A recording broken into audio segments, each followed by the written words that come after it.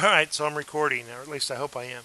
Let's take a look here at this problem. That they're asking us, does this equation represent a function? Well, if we have a graph, we know that it'll have to pass the vertical line test. If we have a list of ordered pairs, we know that the x's can't repeat, but with equations, it's a little bit more work to determine, to figure it out.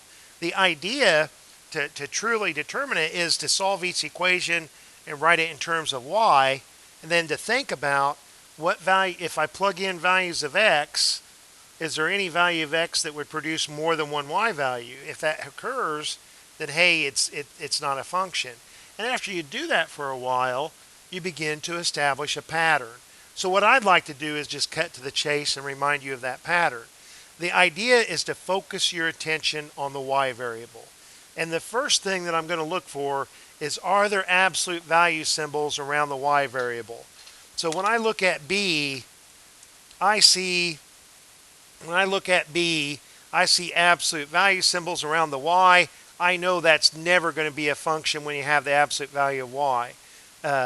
So if I just forget about the 2 here, if I think about what the graph of the absolute value of y equals x, I know that y equals the absolute value of x is a function, and in this case, the v opens upward.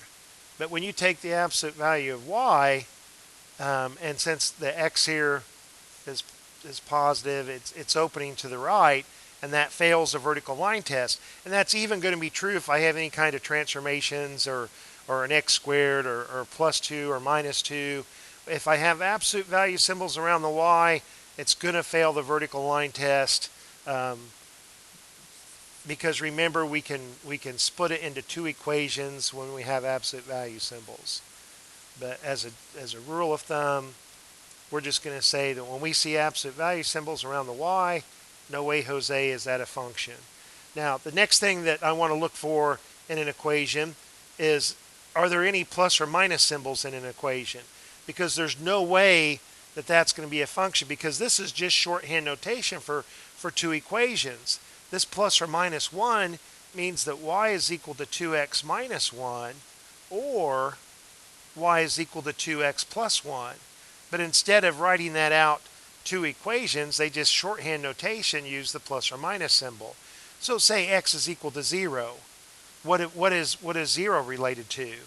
Well, if I use this equation, 0 is related to negative 1. Negative 1. But over here, 0 is related to positive 1. 0, to be a function, has to be related to exactly one y value, not 2. Anytime that I see a plus or minus symbol in an equation, no way is it going to be a function. It's always going to split off to 2 possible equations, and the x is going to produce more than one y value. So what about these others? What am I going to do? Well, I'm going to focus my attention on the y variable, but this time the exponent on the y variable. Now here, this y minus 1, since it's being squared, if I multiplied that out, that would be y squared minus 2y plus 1.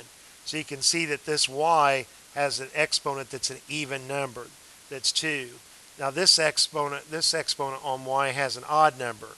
Odd numbers are okay when I see, as long as it doesn't have an even exponent. If I have odd exponents, then that's definitely going to be functions. But if I have a y squared, again, to solve for y, it's going to lead to a plus or minus symbol. There's no way, well, here in C, this y squared, there's no way that it's going to be a function. So to summarize, the first one, that's a quadratic function. X squared minus 4 is a parabola. It's been pushed down 4 units, but y to the first power, the exponent's odd. There's no absolute value symbols. That's a function. Absolute value symbols around the y, that's not a function. Here, y is eventually going to be squared. Y squared, y has an even exponent. That's not going to be a function. Plus or minus symbol in the equation, that's not going to be a function. My exponent on y is odd, and there's no absolute value symbols, so yes, that's a function. All right, so I hope that helps. Let's look at number 12. Well, it's just the definition. of what a function is.